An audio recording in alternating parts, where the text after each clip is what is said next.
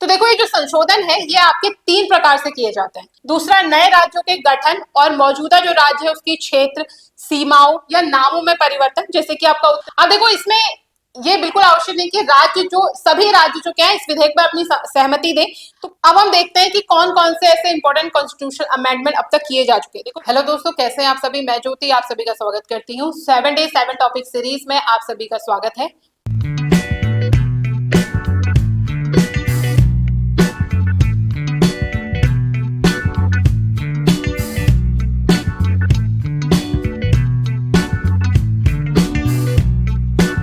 और इसमें हम पढ़ रहे हैं, इस बार की 7 डे 7 टॉपिक सीरीज में हम पढ़ रहे हैं पॉलिटिकल साइंस। और आज हमारा पॉलिटिकल साइंस का ये लास्ट टॉपिक है जिसमें हम पढ़ने वाले हैं कॉन्स्टिट्यूशनल अमेंडमेंट, यानी कि संविधान संशोधन के बारे में पढ़ने वाले हैं। इसको पढ़ने से पहले मैं आपको बता दूं कि हमारे 2 कोर्स नए लॉन्च हुए हैं। आप कोई भी एग्जाम दे रहे हो, अगर आप उससे जीएस की तैयारी करना चाहते हैं तो आप इस कोर्स को ले सकते हैं। ये कोर्स आपका 8 to 10th मंथ का होगा और ये जो कोर्स है ये आपका बाइलिंगुअल रहेगा। इसमें हिंदी और इंग्लिश दोनों ही लैंग्वेजेस में आपको नोट्स भी मिलेंगे, पढ़ाया भी जाएगा। दूसरा, आपका history, political science, economy, science and tech, geography, computer, ये क्लासेस आपकी कवर करी जाएंगे सब्जेक्ट। और अगर आप केवल उत्तराखंड के एग्जाम की तैयारी कर रहे हैं और उत्तराखंड से रिलेटेड आपको उत्तराखंड पढ़नी है तो उसके लिए आप हमारा ये उत्तराखंड का कोर्स ले सकते हैं। दोनों ही कोर्स आपको हमारे अचीवर्स ऐप में मिल जाएंगे। ऐप को डाउनलोड करने का लिंक आपको हमारे डिस्क्रिप्शन बॉक्स में मिल जाएगा। और अगर संविधान संशोधन से पहले वाली वीडियोस आपने नहीं देखी है तो आप उनको जाकर चेक कर लीजिए। वो उसकी प्लेलिस्ट बनी हुई है, वो आपको 7 day 7 topic series political science करके आपको उसकी प्लेलिस्ट मिल जाएगी। तो वहां आपको आपके सारे टॉपिक वहां पे मिल जाएंगे। तो चलिए स्टार्ट करते हैं संविधान संशोधन। तो आज हम पढ़ेंगे संविधान संशोधन के बारे में। तो देखो, संविधान संशोधन की क्या जरूरत पड़ी? जिस समय हमारा संविधान बना था तो उस समय जो संविधान के निर्माता है उनके दिमाग में वो इतने दूरदर्शी थे कि उन्होंने संविधान में संशोधन करने का भी प्रावधान किया कि अगर इन भविष्य, क्योंकि क्या होता है परिस्थितियां बदलते रहती हैं, चीजें चेंज होते रहती हैं, जरूरी नहीं जो नियम आज सही है या आज लागू किए जा रहे हैं जिस तरीके से वही रूल रेगुलेशन आने वाली सोसाइटी के लिए भी बेनिफिशियल हो उतने ही जितने अभी है। तो जैसे जैसे लोग चेंज होते हैं, सोसाइटी चेंज होते जाती है, वैसे वैसे जो रूल रेगुलेशन है उनमें भी चेंजेस करने की जो क्षमता है वो होनी चाहिए। तो हमारा जो कॉन्स्टिट्यूशन है ये जो आपका प्रावधान है वो उसे विशेष बनाता है, क्योंकि हम अपने कॉन्स्टिट्यूशन में क्या कर सकते हैं, अमेंडमेंट कर सकते हैं, संशोधन कर सकते हैं। लेकिन कोई भी संशोधन ऐसा नहीं होना चाहिए जो कॉन्स्टिट्यूशन को बिल्कुल ही चेंज कर दे। ठीक है, तो देखो, ये जो संशोधन है ये आपके 3 प्रकार से किए जाते हैं। तो अलग अलग प्रकार के जो विषय हैं वो अलग अलग प्रकार के संशोधन द्वारा किए जाते हैं। तो पहला जो संशोधन है वो है आपका साधारण बहुमत द्वारा, यानी कि आपका ऑर्डिनरी जो मेजोरिटी होती है, जैसे कि अगर 100 लोग हैं, 100 में से 60 लोगों ने जिस चीज को कहा कि हाँ ये होगा तो बहुमत पारित। दूसरा होता है विशेष बहुमत द्वारा, थोड़ा स्पेशल होता है, क्यों स्पेशल होता है इसको भी हम पढ़ेंगे। तीसरा है आपका विशेष बहुमत, यानी कि ये वाले जो रूल रेगुलेशन है इसमें भी लगेंगे, प्लस आधे राज्य की जो विधानसभाएं हैं वो भी क्या करेंगे, जब उसका समर्थन करेंगी तब वो आपका रूल रेगुलेशन क्या होगा, पारित होगा। तो एक एक करके इनकी चर्चा करते हैं। सबसे पहला है आपका कि संसद के साधारण बहुमत द्वारा, जो आपका सिंपल मेजोरिटी होती है। तो सिंपल मेजोरिटी तो आपको भी समझ में आ रही होगी, ये तो हम बचपन से करते आ रहे हैं। जो लोग सबसे ज्यादा जिस चीज के फेवर में, जिस चीज को ज्यादा मत मिले वो आपकी क्या होगी, सिंपल मेजोरिटी द्वारा पारित हो गया। ठीक है, तो इसमें क्या है कि उपस्थित एवं मतदान करने वाले, इसमें क्या होता है कि जितने लोग आपके उपस्थित हैं और जितने लोगों ने मतदान किया है उसके जो सदस्य हैं 50%, उनमें से 50% के मत से क्या होता है, आप संशोधन कर सकते हो। ठीक है, इस प्रकार से जो संशोधन होता है उसे आर्टिकल 368 के अंतर्गत नहीं माना जाता है। ठीक है, ये चीज ध्यान रखना। अब देखो, साधारण बहुमत से आप कौन कौन से जो प्रावधान है उनको संशोधित कर सकते हो। तो जैसे कि नए राज्यों का प्रवेश या स्थापना है। दूसरा, नए राज्यों के गठन और मौजूदा जो राज्य है उसकी क्षेत्र, सीमाओं या नामों में परिवर्तन, जैसे कि आपका उत्तर प्रदेश से उत्तराखंड बना था आपका। ठीक है, इसी प्रकार तो जो भी आपके नए राज्यों का जो गठन होता है, राज्यों के क्षेत्र या उनकी सीमाओं में या उनके नाम में परिवर्तन होता है, जैसे कि पहले उत्तराखंड का नाम उत्तरांचल था, फिर आपका उत्तराखंड हो गया। तो इस प्रकार की जो चीजें हैं वो आपके साधारण बहुमत से परिवर्तित की जा सकती हैं। दूसरा है राज्यों में जो विधान परिषद का उन्मूलन या निर्माण है वो भी क्या होता है, साधारण बहुमत से किया जा सकता है। इसके बाद हम बात करेंगे कि संसद के विशेष बहुमत द्वारा, यानी स्पेशल मेजोरिटी के द्वारा वो क्या होता है, स्पेशल मेजोरिटी किसे कहते हैं। तो देखो, स्पेशल मेजोरिटी में क्या होता है कि सदन की कुल सदस्यता, यानी कि सदन में जितने भी सदस्य हैं, चाहे वो उपस्थित है चाहे नहीं है, कुल सदस्य जितने हैं उनका 50% से अधिक, कितना, 50% से अधिक प्लस उपस्थित एवं मतदान करने वाले जो सदस्य है उसके 2/3 बहुमत द्वारा ही क्या हो सकता है, संशोधन किया जा सकता है। ठीक है, तो जैसे कि हमारे जो सदस्य है लोकसभा में वो कितने होते हैं आपके 552, लोकसभा की बात करें तो लोकसभा में अगर पारित करवाना है तो लोकसभा में जो 552 है इसका आधा हो गया, इसका आधा प्लस जितने सदन में उपस्थित है और जितने मतदान किया है उसका 2/3 जब करेंगे तो तब क्या होगा, उनकी वोटिंग द्वारा ही ये जो प्रावधान है उनको संशोधित किया जा सकता है, तो उसे कहेंगे हम विशेष बहुमत द्वारा। ठीक है, स्पेशल मेजोरिटी द्वारा। अब देखते हैं जो संसद में विशेष बहुमत द्वारा जो संशोधित किए जाने वाले प्रावधान है, प्रोविजन है, वो कौन कौन से हैं।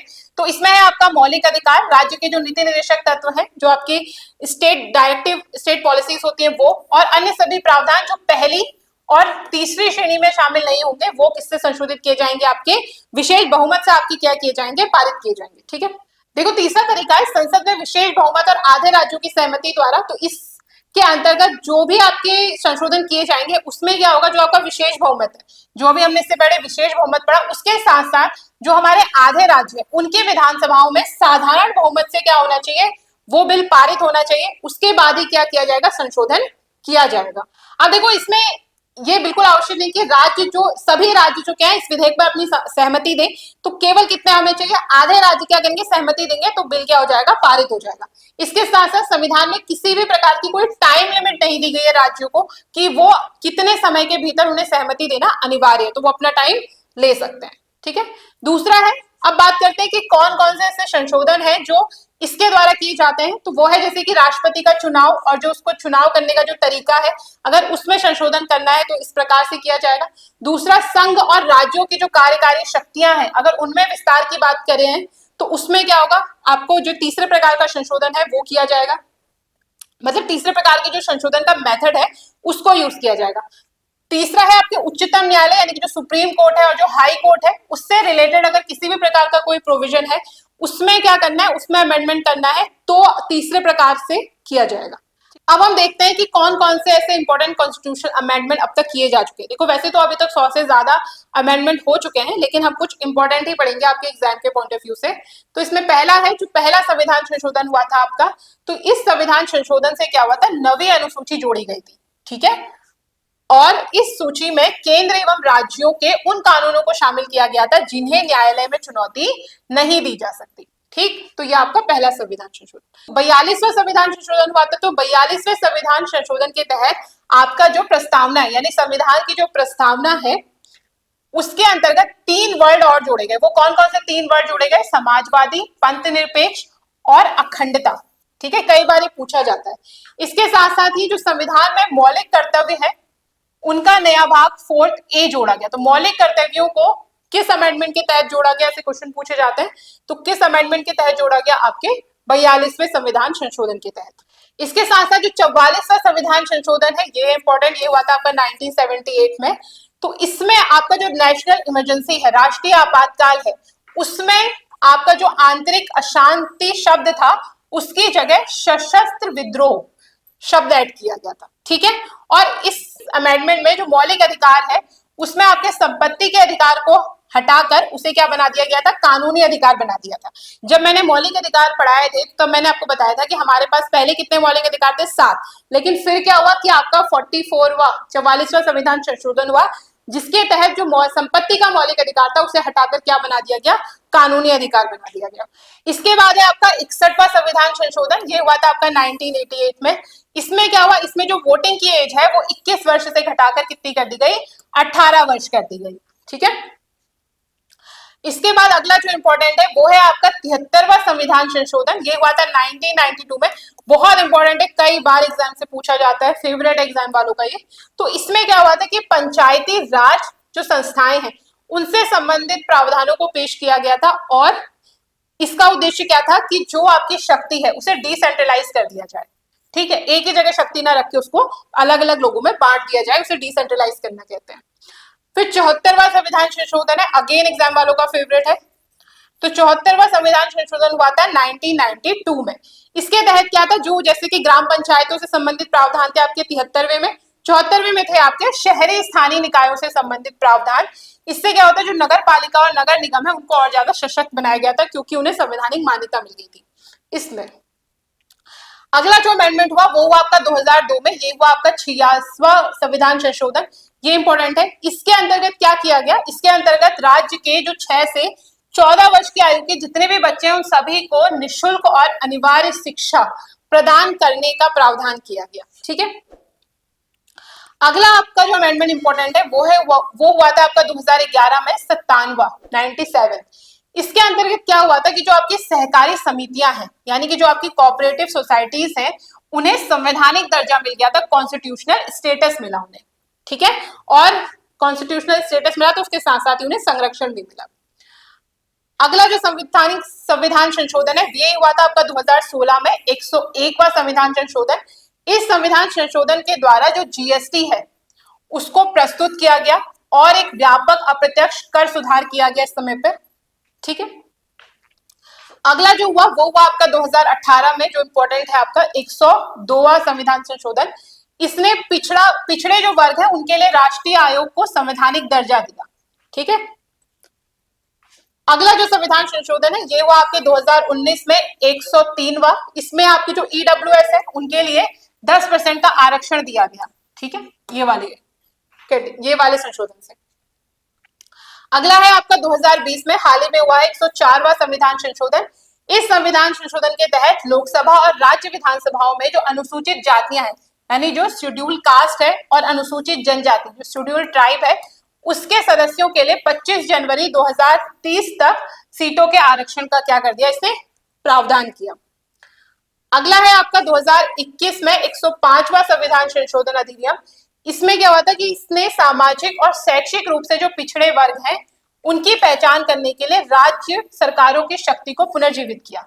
इसमें कि जो आपके जो भी सामाजिक और शैक्षिक रूप से जो पिछड़े वर्ग हैं उनकी राज्य सरकारें क्या करें, उनकी पहचान करें। अगला जो संविधान संशोधन है वो हुआ है आपके 2023 में 106वां। इसमें क्या था कि अनुसूचित जाति अनुसूचित जनजाति के लिए जो आरक्षित सीटें हैं लोकसभा, राज्य विधानसभा और राष्ट्रीय राजधानी क्षेत्र दिल्ली की विधानसभाओं में जो सीटें हैं, सभी सीटों को 1/3 महिलाओं के लिए क्या करता है, आरक्षित करता है आपका ये बिल 106। तो आशा करती हूँ आपको एक क्लास आज की अच्छी लगी होगी और अगली वीक हम आपके लिए कुछ नए टॉपिक्स लेके आएंगे। तो इसी प्रकार की वीडियोस देखने के लिए हमारे साथ जुड़े रहिए। Thanks for watching and keep learning.